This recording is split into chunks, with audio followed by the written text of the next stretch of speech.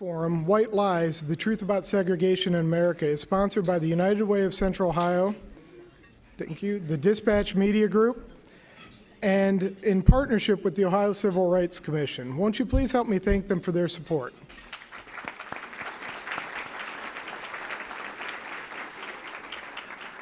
Now, please help me welcome Angel Harris, Senior Vice President of Resource Development at the United Way of Central Ohio, to introduce our speakers.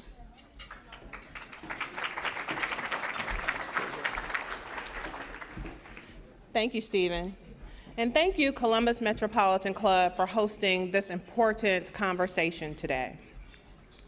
So there's a belief that exists that it doesn't matter if you grew up rich or poor, in a good neighborhood or a tough one, that if you worked hard, did well in school, and set your sights high, that eventually you would succeed and that we all have equal opportunity. Well, it turns out that those ideas are wrong. Everyone does not have the same opportunity. And the theory of pulling yourself up by your bootstraps simply doesn't work if you don't have boots in the first place.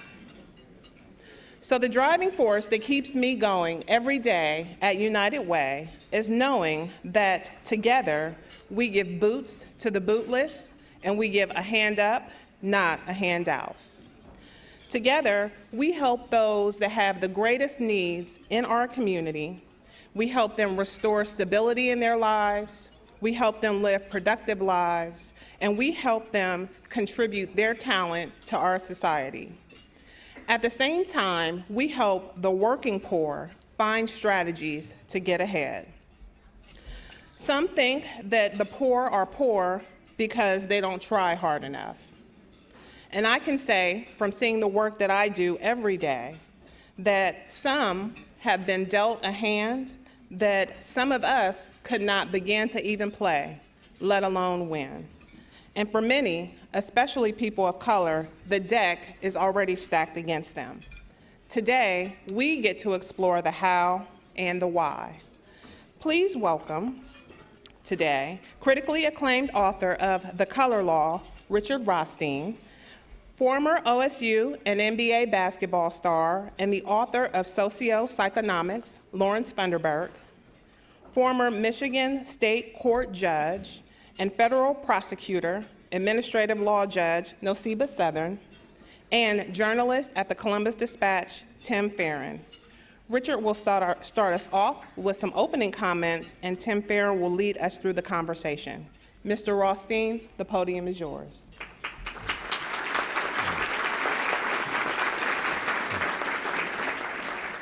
Thank you very much, and thanks to all of you and to the Columbus Metropolitan Club for inviting me here today to share some of these ideas with you. As you all know, in the mid-20th century, this country decided to abolish racial segregation. We decided that it was wrong, that it was harmful, that it was immoral, and that it was unconstitutional. And beginning in the 1930s, we abolished segregation first in law schools and then in graduate schools and then in colleges. In 1954, as you all know, we abolished segregation in elementary and secondary schools. In the 1960s, we abolished segregation in everything from water fountains to buses to public accommodations of all kinds to employment.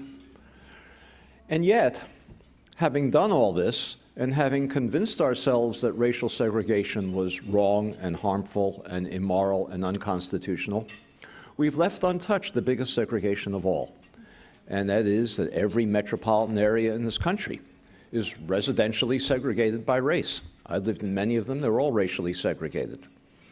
How is it that while we've decided that racial segregation is incompatible with our Constitution, with American democracy, that it causes so many of the social problems we have today, that we've left untouched the biggest segregation of all, even while we pride ourselves as having become a desegregated society? And I think the reason is not hard to understand. Residential segregation is much more difficult to undo than the other segregations that I just mentioned. If we abolish segregation in buses or in water fountains or in lunch counters, The next day, you can sit anywhere you want on the bus or drink from any water fountain or eat at any restaurant. But if we abolish segregation in residential neighborhoods, the next day things wouldn't be much different. It's a harder thing to undo. And so we've developed a national myth, a rationalization, to justify to ourselves the fact that we've tolerated a form of racial segregation that determines the violence in our communities, that determines the big achievement gap in schools, that creates an enormous gap in incomes. We've tolerated it because we say it didn't really happen by public policy. It's not the kind of segregation that we abolished everywhere else. We call it de facto segregation. It's a term we're all familiar with. We've got de facto segregation in our neighborhoods. De facto segregation means it was created by individual choices. People like to live with others of the same race, or maybe there were private real estate agents or home sellers who discriminated against African-American buyers, or maybe low-income families that don't have enough money to move into middle-class neighborhoods. All of these informal, accidental events that created segregated neighborhoods. And we say to ourselves, and the Supreme Court has endorsed this, if it happened by accident, it has to be undone by accident. Only, the Supreme Court has said, and we've all adopted this rationalization as well, if it was created by public policy, by government, by law, by regulation, only if it was done by law and regulation can we undo it, and not only if it was created by law and regulation, we're obligated to undo it. Well, the reality is that de facto segregation is a myth. The residential segregation of every metropolitan area in this country was created by explicit government policy, racially designed to separate the living spaces of whites and blacks. It's as unconstitutional as water fountain segregation and any of the other segregations that I've mentioned. But we've not dealt with it, we've not addressed it, we do nothing to try to undo it. We live with it, and it's a blemish on our national character. It's a contradiction with our constitutional obligations and our principles of democracy. Well, in a few minutes this morning, or this afternoon, or I guess this afternoon, in a few minutes this afternoon, let me describe to you some of the major policies, and I can't go into all of them, but there were so many public policies, federal, state, and local, that explicitly created residential segregation, policies that were so powerful that they determine our racial boundaries today. The first one I'll mention is public housing. Now, I know you all think of public housing as a place where poor people live, single mothers with children, or young men without hope, violence, drug dealing. That's not how public housing began in this country. Public housing began in this country during the Depression as a New Deal program for working families. It wasn't subsidized. It was people who had jobs. If they didn't have jobs, they weren't eligible. People who had jobs, but because there was no housing available in the Depression, the government built housing for them. And it built it everywhere on a segregated basis, frequently creating segregation in communities that hadn't previously known it. That may surprise you, but in the mid and early 20th century, many metropolitan areas were integrated. They were integrated for the simple reason that workers didn't have automobiles to get to work. And so if you had an industrial area where African Americans and immigrants from Europe and rural migrants were all working in the same industrial facilities, they had to live close enough to be able to walk to work. So you had integrated neighborhoods. The great African-American novelist, playwright, poet Langston Hughes describes in his autobiography how he grew up in an integrated Cleveland neighborhood. We don't think of downtown Cleveland as being an integrated place. He said his best friend was Polish when he went to high school. He dated a Jewish girl. This was an integrated Cleveland neighborhood, the central neighborhood of Cleveland. The Public Works Administration, one of the first New Deal agencies, demolished integrated housing there and built two separate projects, one for whites, one for African Americans. This is not the South. This was Cleveland, creating a pattern of segregation that helped determine the development of Cleveland's residential boundaries to this present day. And this was done all over the country. In my book, The Color of Law, I like to speak about liberal places, Cambridge, Massachusetts, because I figure that if I can explain that this happened in places like that, you might understand that it happened everywhere. The area around MIT, the Central Square neighborhood in the 1930s, was an integrated neighborhood, about half black and half white. The Public Works Administration demolished housing in that neighborhood, integrated housing, and built two separate projects, one for whites and one for blacks, creating a pattern of segregation in the Boston metropolitan area that persists to this day. During World War II, this continued. Hundreds of thousands of workers flocked to centers of defense production to take jobs that hadn't been available in the Depression. The populations of places where there were defense facilities exploded. And if the government wanted the tanks and the jeeps and the airplanes and the ships to keep on being produced, it had to find housing for this massive influx of workers, both white and black, to centers of defense production. And so it did. It built segregated housing everywhere for workers coming to defense facilities, frequently in places that had never had African Americans living there before. So there was no previous segregated pattern that the government was preserving. This was a government creation of segregation. In my book, I like to talk about a place like Richmond, California, a suburb of Berkeley, another liberal place. It was a white community, all white community before World War II. The Kaiser shipyards were built to turn out ships for the war effort. There were no shipyards before the war. By the end of the war, there were 100,000 workers working in the Kaiser shipyards, and the community that had a population of 20,000, all white, prior to the war. The government had to build housing for these workers. It built housing for the African-American migrant workers along the railroad tracks, in the industrial area, and close to the shipyards.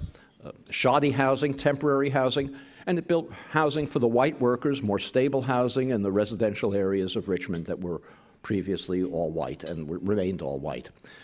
The government of Richmond, the city government of Richmond, explained that it had asked the federal government to do it in this way because any African Americans who moved to Richmond would have to leave at the end of the war, so they didn't need permanent housing. This again happened all over the country.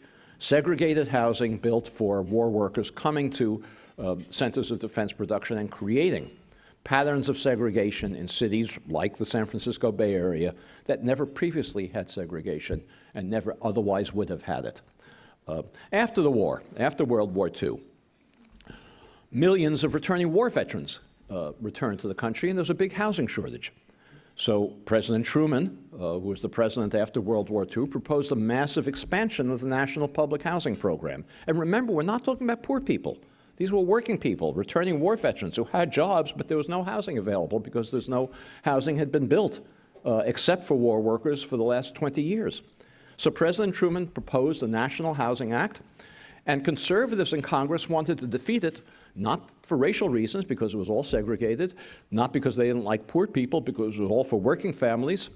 They wanted to defeat it because they thought that housing, public housing, was socialistic and the private market should take care of it. The leader of this effort was your own Senator, Robert Taft, here of Ohio, and he proposed a poison pill amendment to try to defeat the National Housing Act that President Truman had proposed to create a massive amount of housing for returning war veterans.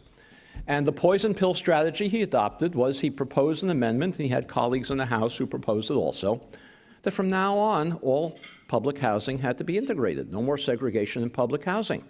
No more discrimination in public housing. This was Robert Taft's amendment. And his theory was, his strategy was that the conservatives in Congress would vote for this amendment. They would be joined by Northern liberal Democrats. The amendment would pass. And then when the full bill came up before Congress with this integration amendment, the conservatives would flip and vote against the final bill. They would be joined by Southern Democrats who were opposed to integrated housing, although they were quite happy to have segregated public housing, and the bill would go down to defeat. So Northern liberals, led by Senator Hubert Humphrey, Senator Paul Douglas, two Midwestern liberal senators, campaigned against the integration amendment. They succeeded in getting Northern liberals to vote against integration in public housing. The amendment went down to defeat. The full housing bill came up before the House and Senate. It was now passed because the Southern Democrats voted for it, along with the Northern liberals. And the 1949 Housing Act, which to me is not so long ago, was adopted as an ongoing segregated program. And the federal government used this vote, this defeat of the integration amendment, as its justification for continuing to segregate all federal housing programs, whether public housing or other programs, for the next 15 years, up until the mid-1960s.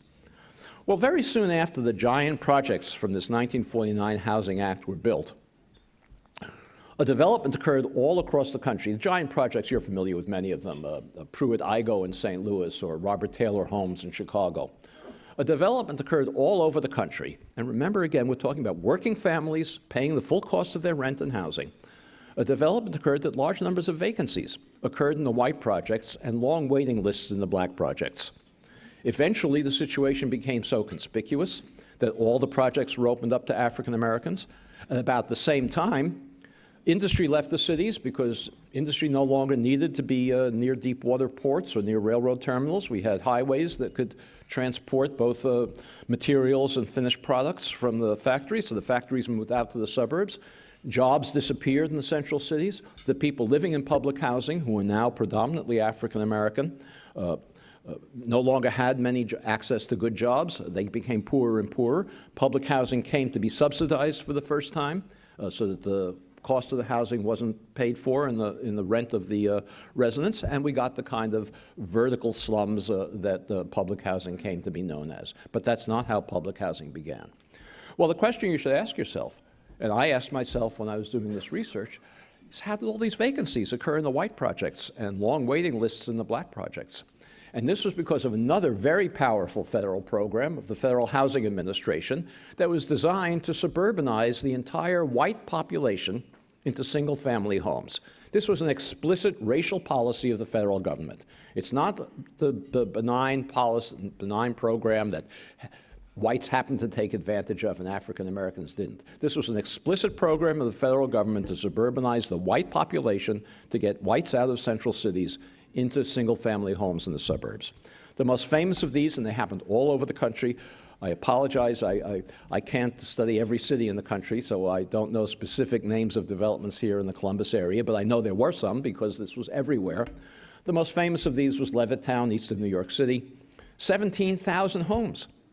Where was Levitt going to get the capital to build 17,000 homes for which he had no buyers? The only way he could get the capital to buy the land for that development and to construct 17,000 homes was by going to the Federal Housing Administration, submitting his plans for the development, getting the Federal Housing Administration's approval for these plans, and with this approval, he could go to banks and get a loan guaranteed by the federal government to buy the land and build the development. In order to get that Federal Housing Administration guarantee, he had to make a commitment never to sell a home to an African American, and to include a clause in the deed of every home in this development that prohibited resale to African Americans. This was an explicit federal requirement. The Federal Housing Administration had an underwriting manual distributed to all appraisers in the country whose responsibility it was to evaluate these proposals for developments for eligibility for federal guarantees. The underwriting manual said that no approval could be given to a development that didn't have a single racial class.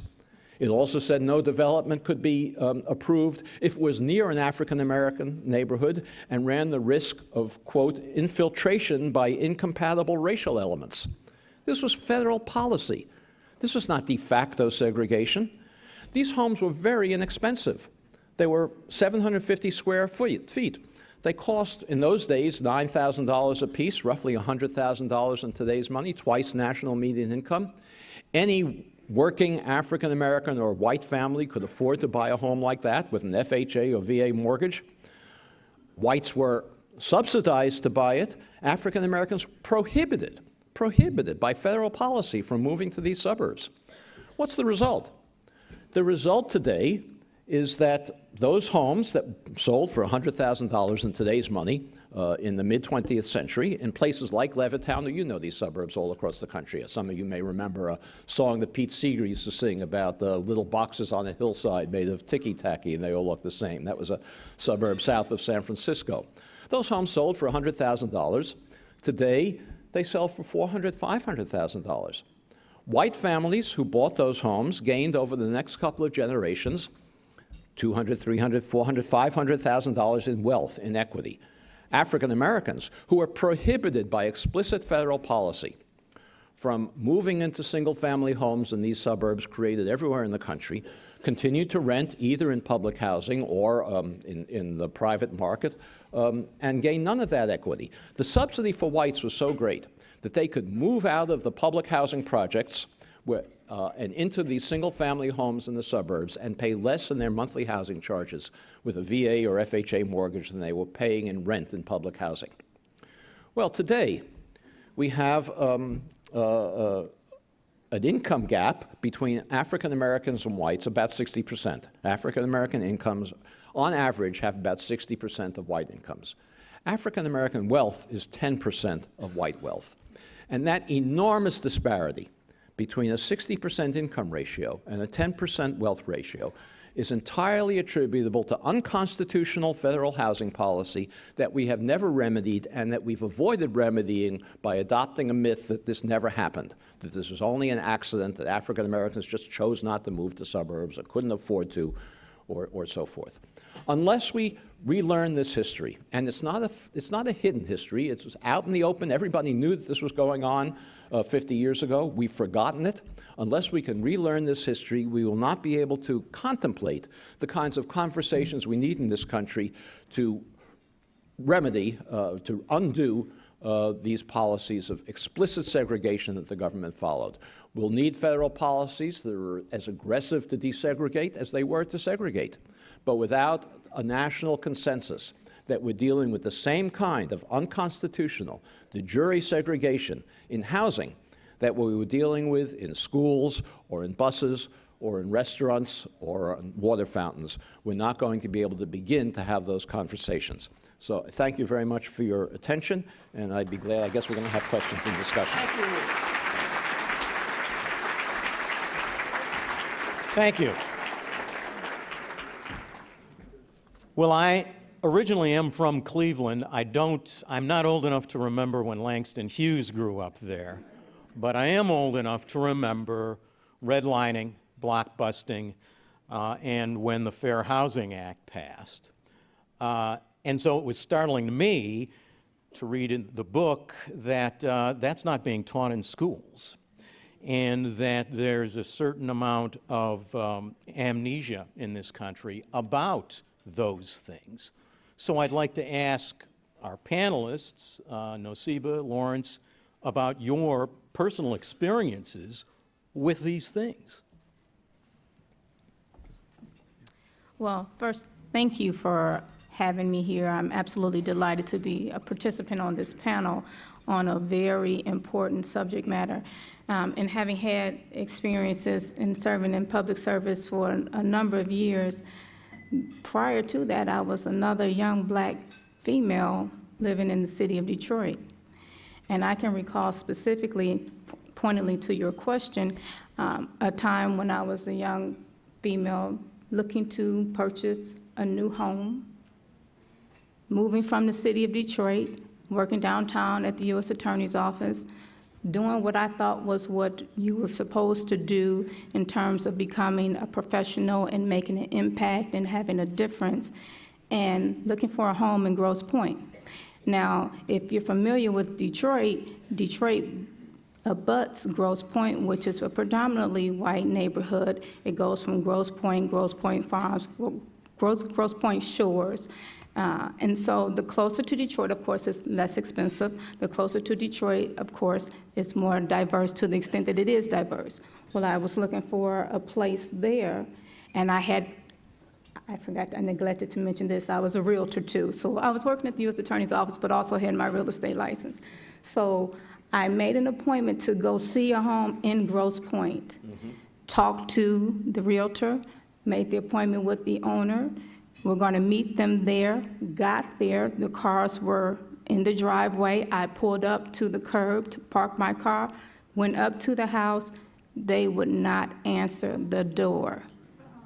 I knocked, no one would answer the door. I called the realtor, no one would answer the door. So that was a very hard pill to swallow, because here I am thinking that, hey, I'm doing everything that I'm supposed to do. I'm not causing trouble. I'm not committing crimes. I have a law degree. I'm actually doing public service for the federal government, and I can't get a place in the community that I think I want to live in. And so for me, when this opportunity came, it brought back a lot of those memories. It brought back the time of serving as assistant U.S. attorney doing mortgage fraud, and seeing how some of these underwriting practices where there's a disparity in the fees that are attributed to minorities in seeking loans because of the down payment that they are or are not able to put down, or their credit score. Well, we know that housing and credit is the backbone of this economy, and minorities, African Americans, blacks, whatever you want to call us, have historically had very little of it. And so this, to me, was a welcome opportunity to be able to sit next to Mr. Rothstein, who has put together such a masterful piece of work. In my opinion, it's something that we all need to take note of. Lawrence, you had some good comments at lunch. Tell us about your experiences. Yeah, getting this book, and I know Boyce Safford gave me a copy of this book. Thank you, Boyce. And we've kind of gone through an identity metamorphosis, and just reading this book has been tough because I grew up in public housing. I grew up on welfare.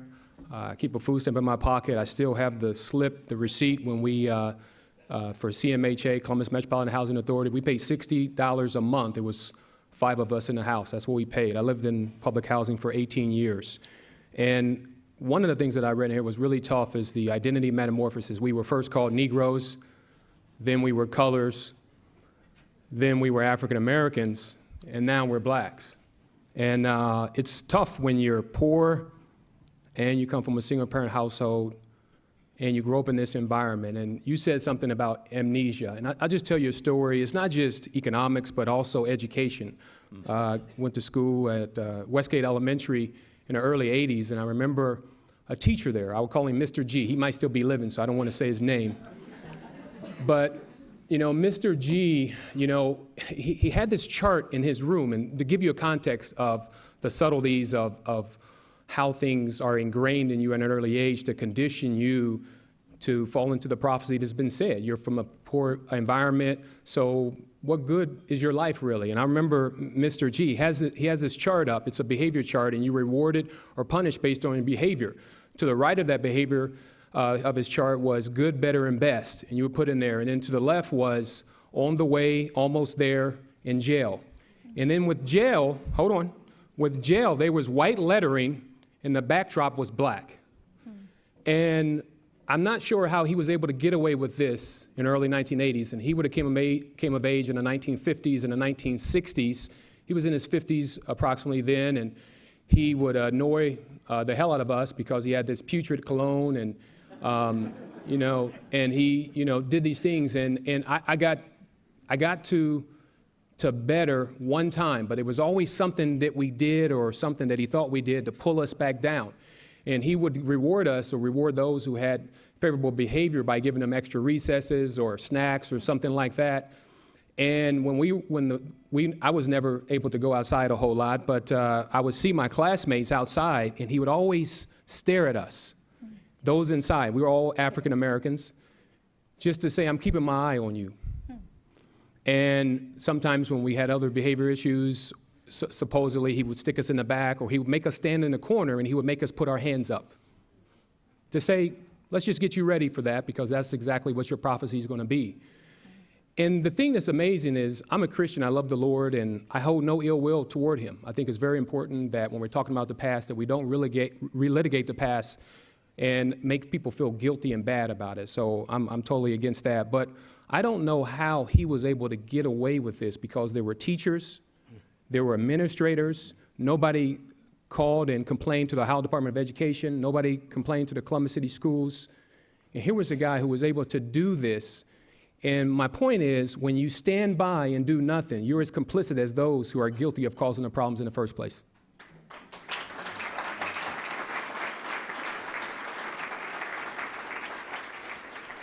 Now, of course, when laws are passed, they take on an inertia. They become embedded, and that's how things go, of course.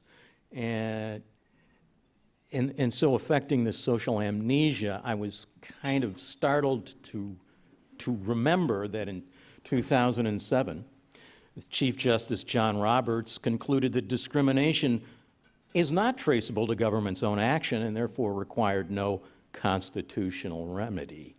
Richard, what the heck is going on there?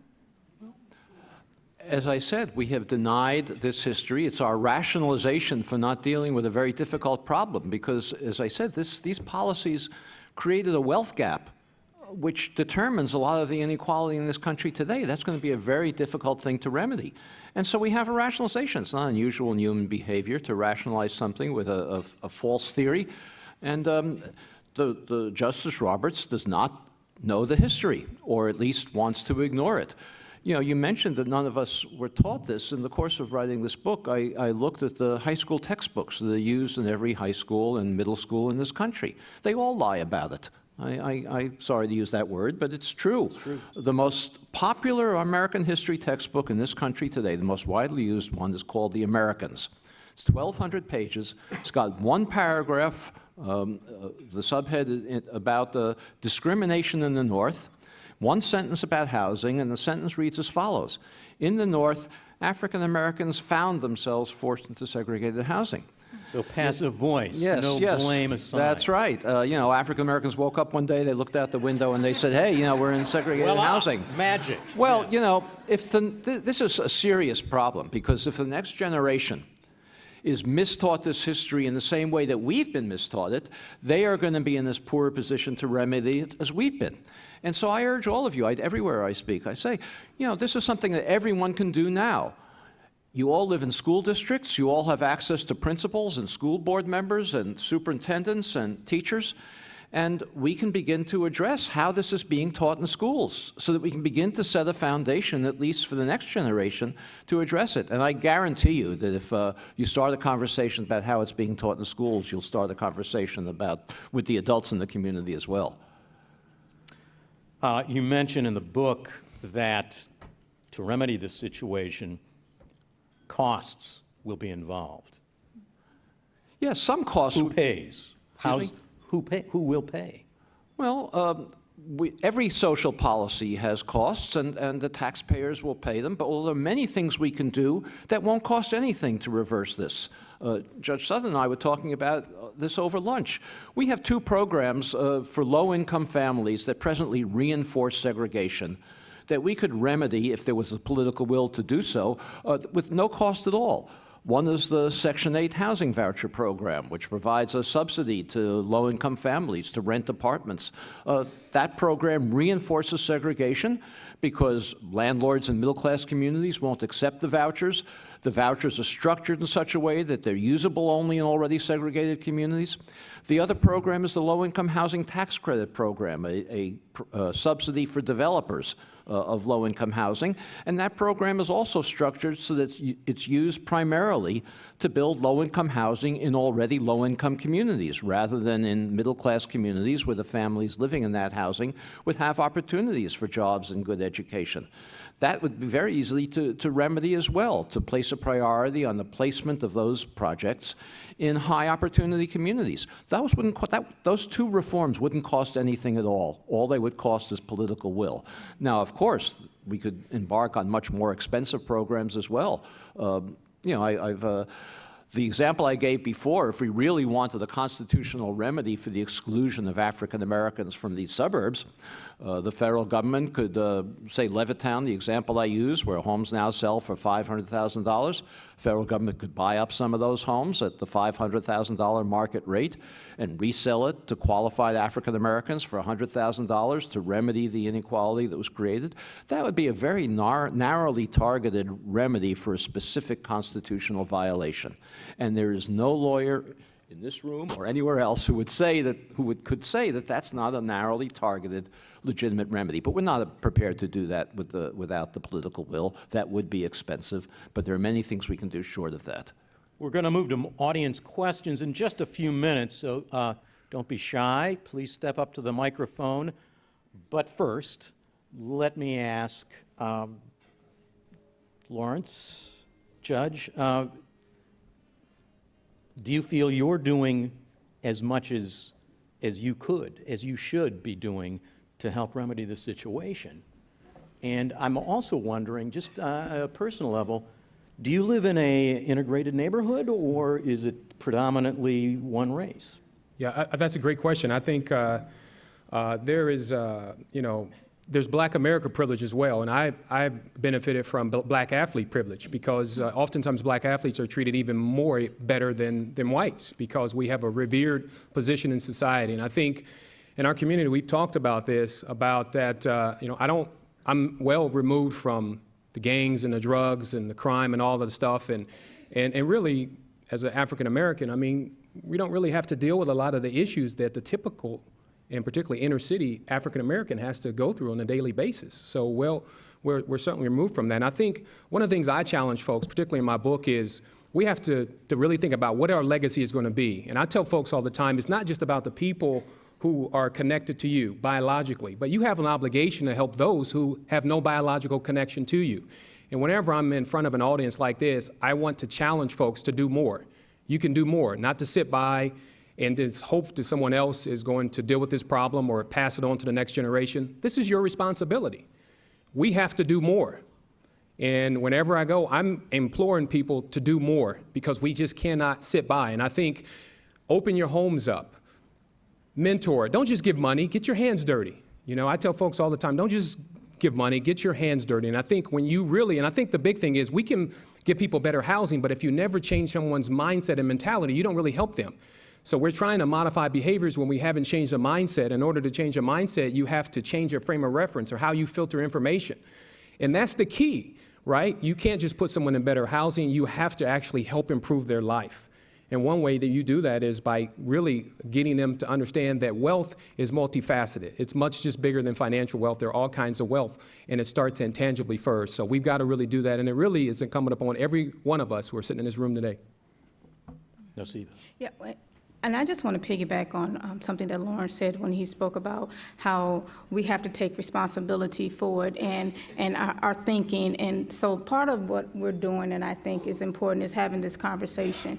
And I think one of the things that you'll have that comes from that is that you'll have folks who may think, like Angela mentioned in our opening, you know, this is something that you should take personal responsibility for. You are where you are because you don't work hard enough, you don't have drive, you're lazy, whatever. Then there's the other side that says, well, no, it's been a lack of opportunity. These opportunities have been denied me, and so I have not been able to move forward because you have systematically and strategically kept me from doing so. But I think at the end of the day, what you have to realize is that Black individuals did not choose to live in substandard conditions. We did not choose to be in a place where we could not have what everyone else have or do and be what everyone else is doing and being. So it comes a point when you learn how to survive because you're being precluded from thriving. And so I think if you just take a minute and you go back to prior to the Jim Crow laws and the New Deal, Black folks were doing pretty well. We were integrating into society. We were business owners. We were congressmen. We were senators. We were lawyers, doctors, bankers. We had, and we were integrating. But after that, when you get to the place where you have just been subjected to, you cannot have, but everyone else can have, and this piece of paper says that I'm going to keep you from having it, and I can legally do so, then you're left in a position where you're struggling. And then when you go from, for example, the King Lincoln District once was the hub of this community in Columbus for Black individuals. Well, they built a highway right through there, I-71. The same thing happened in Detroit. The hub there was Black Bottom and Paradise Valley. They built 375 right through there. So even when African Americans were thriving, it was taken away.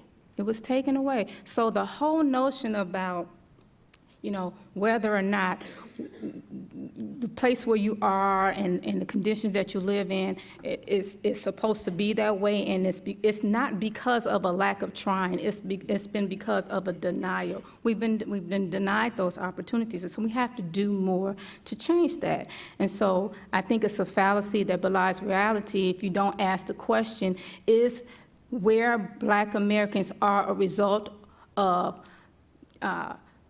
is it because of, they don't want this, or is it a consequence of these racial inequalities? And I think it's a consequence of these racial inequalities, not because of it's a consequence of racial inequalities. So with that, I just think that we have to do more in order to change the dynamics in our community and externally as well. It's the CMC's tradition to take audience questions, so it is now time to please state your name, ask your question, and in consideration of everyone, please phrase your questions in the form of questions rather than as editorial comments. The first question, please. My name is Janice James. I'm a general pediatrician here in the community. And for Mr. Rothstein, in writing this book and talking about this issue where you marginalized, was there a price you had to pay? And if so, yes, were you financially protected by speaking out? And I ask that because so many African Americans, when we begin to speak out, we get marginalized, you lose your jobs, on and on and on. And what do you think about reparations? And then for, had to ask it, for Mr.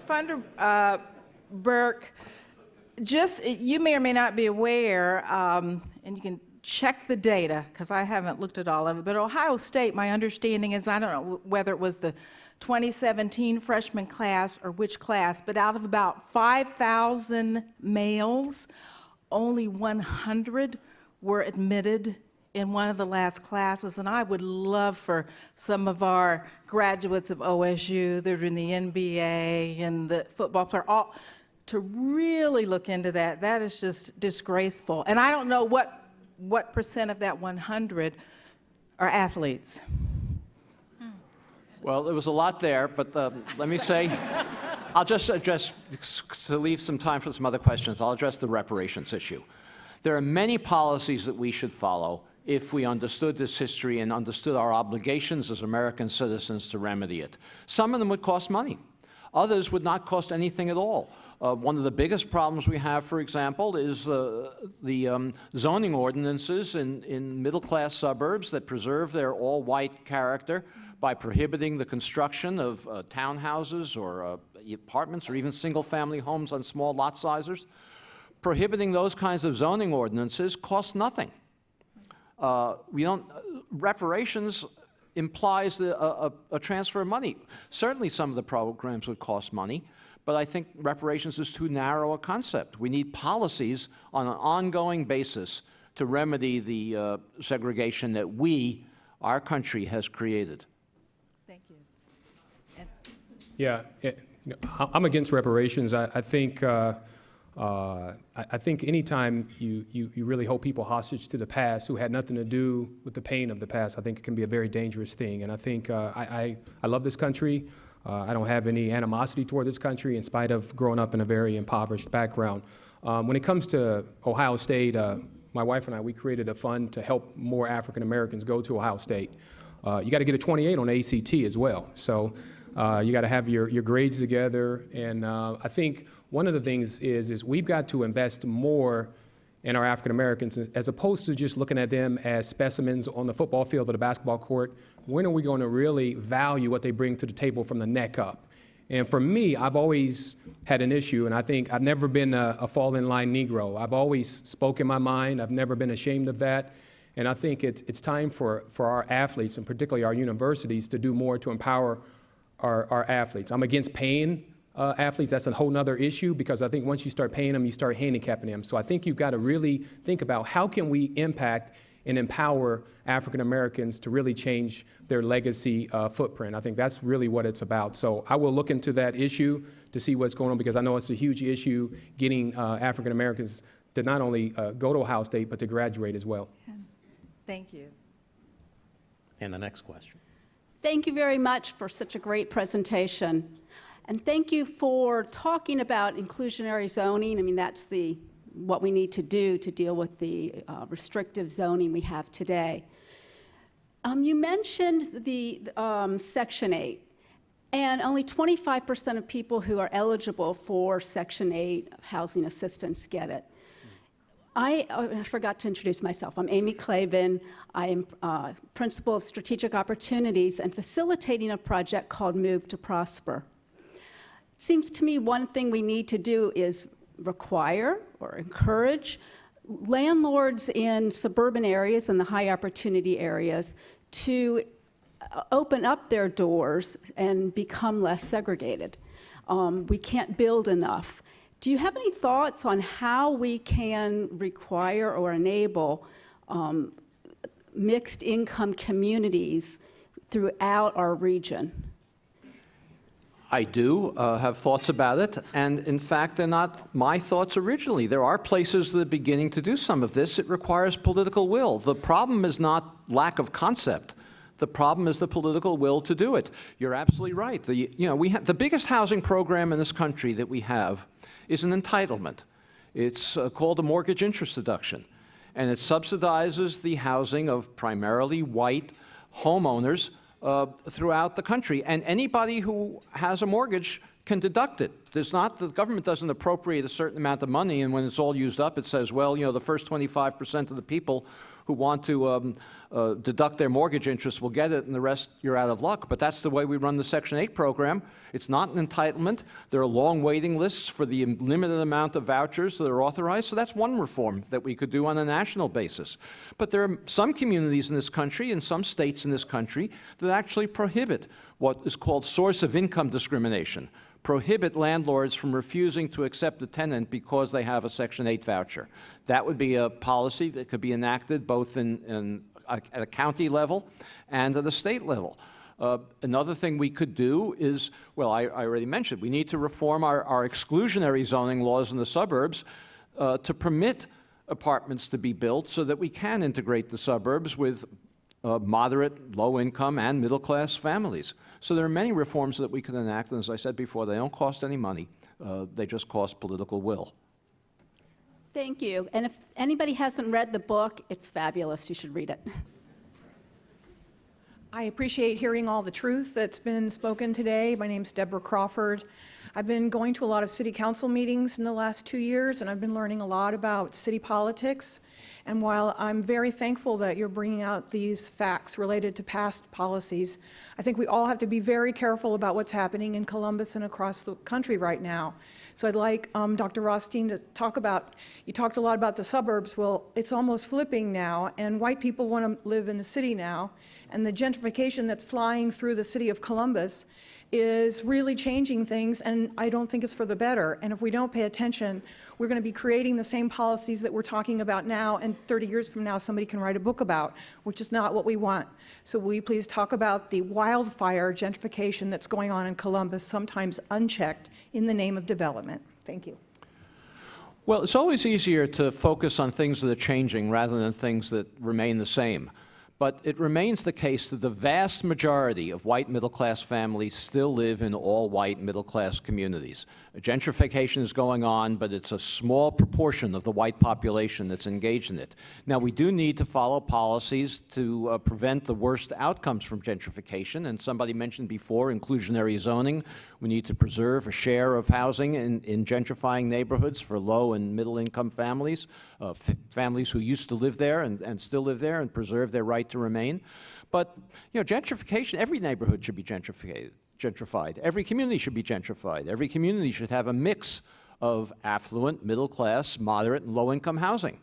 And if you have gentrification, even if you succeed in preserving a certain share of that housing in that community for people who used to live there, the vast majority of people are going to be displaced.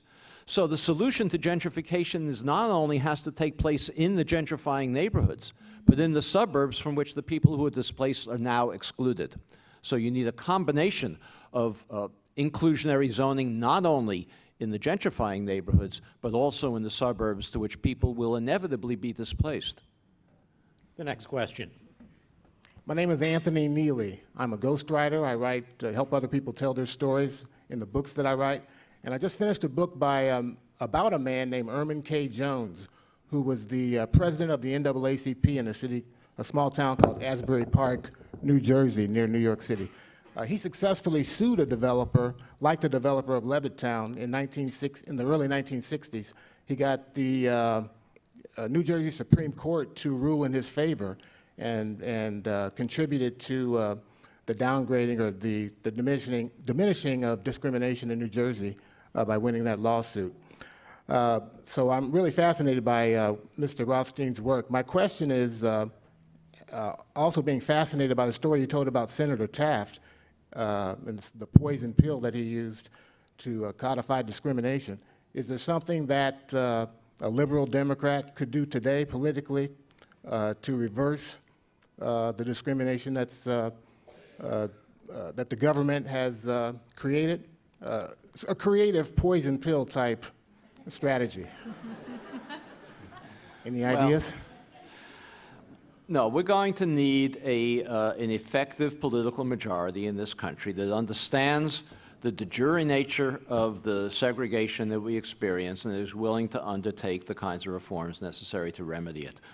I don't think that the liberal Democrats are the solution. Everybody needs to be involved. Clearly, we're not going to get 100%, but we need a different political majority, and I'm hopeful that if people begin to talk about this history and in their communities and in their churches and in their schools, that we begin to develop a different consensus that will enable us to enact remedial policies. Right now, we don't have a political majority that will do it. Can I speak Yes, to that Noceeba, also? I think small bites sometimes are just as effective when you can't necessarily eat the whole thing at one time. For example, I don't know if you're familiar with the Garrett versus Hamtramck case where minorities were displaced for the building of Chrysler Freeway in the city of Detroit. That case was back in 1971. It did not resolve until 2015. Part of, and the judge who was on that case was Damon Keith, who I clerked for, and part of the remedy that was ordered was for the building of family units and the building of senior citizen units to provide a relief to those families that were displaced. And so, yes, in 2015, the folks who lived there and who were removed back then were no longer there, but it went to their heirs, it went to their family members.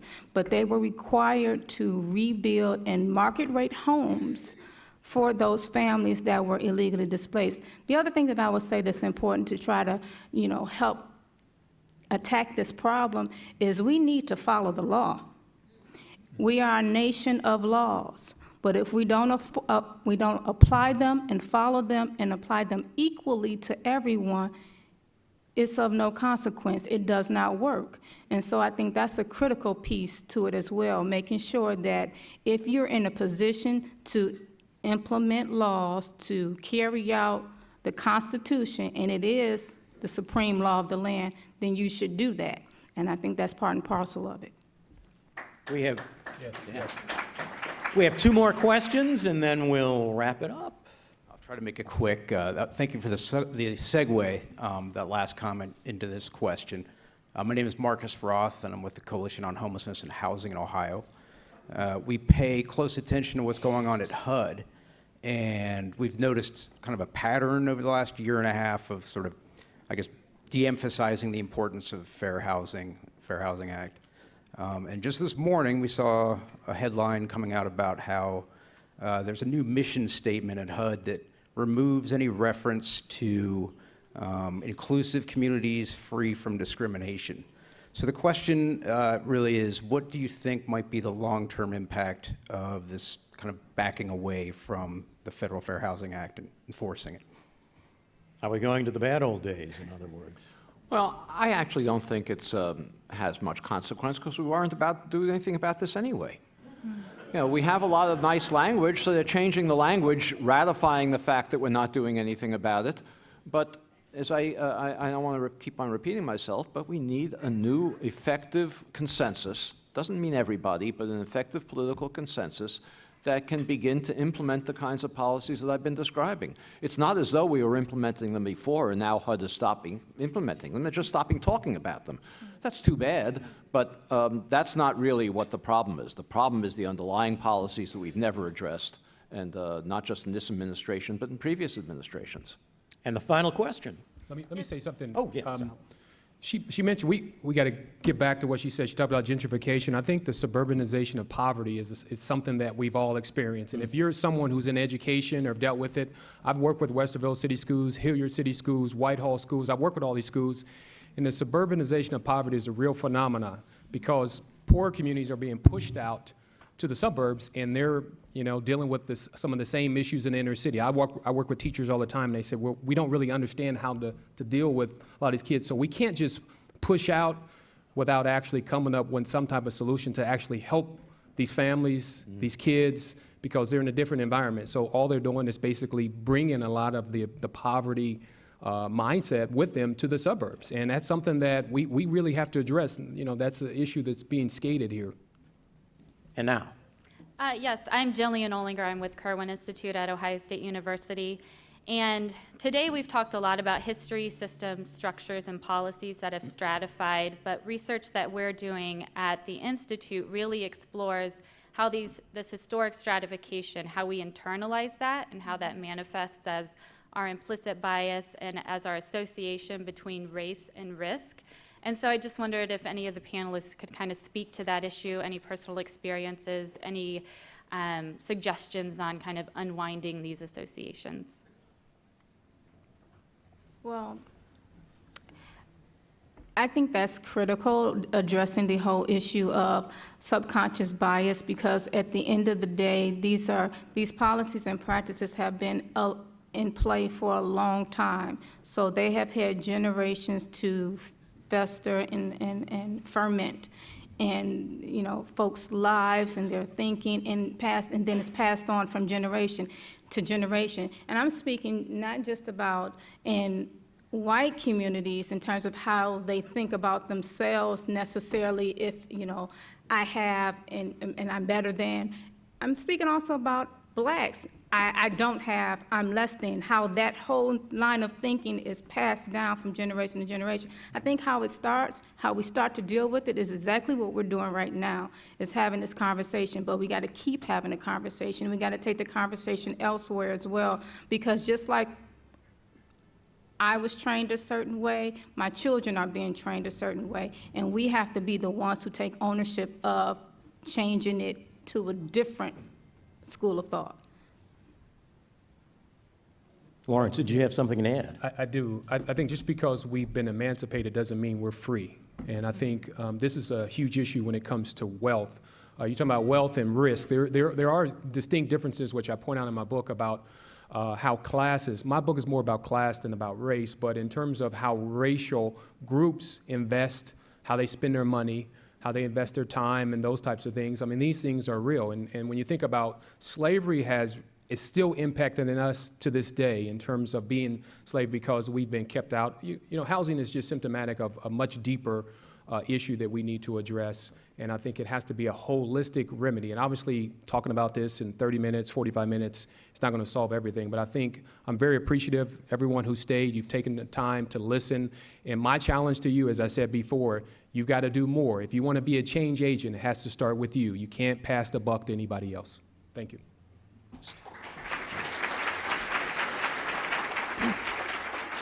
I hope you enjoyed today's forum. I know I did. We encourage you to continue the conversation outside, because the room's full, which is a good thing, with coffee and cookies. You can view and share today's forum and all of our forums on CTV, Columbus Television, on WOSU and PBS affiliates statewide through the Ohio Channel, and anytime on CMC's website via YouTube. Let's thank our sponsors, United Way of Central Ohio, Dispatch Media Group,